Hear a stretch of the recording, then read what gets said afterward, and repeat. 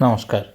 आज सकाळे दशपल्लारू आग दशपल्ला भुवनेश्वर से बामे मु बाहरला आउे दशपल्ला पुरी पैसेंजर ट्रेन बाहरला आउे जिते फास्ट ट्रेन आसला पुणी भुवनेश्वर दशपल्ला स्पेशलटा ये देखंतु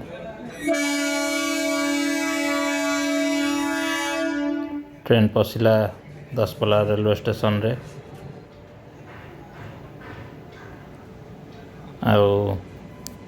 तापरे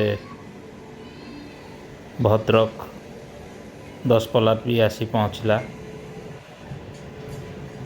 देखिए तार भ्यूटा उपरू ये देखते दीटाक ट्रेन ठियाई ये सामनारू केते सुंदर देखा दीटा ये भी दीटा ठियाई छाड़ आउ टे पर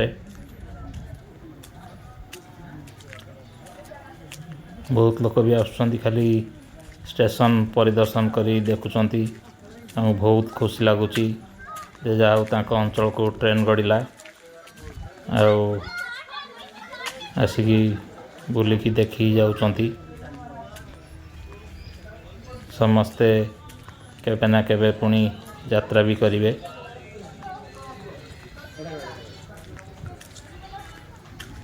एटा दीटा बेलर शूटिंग से स्टेशन फाँका अच्छी।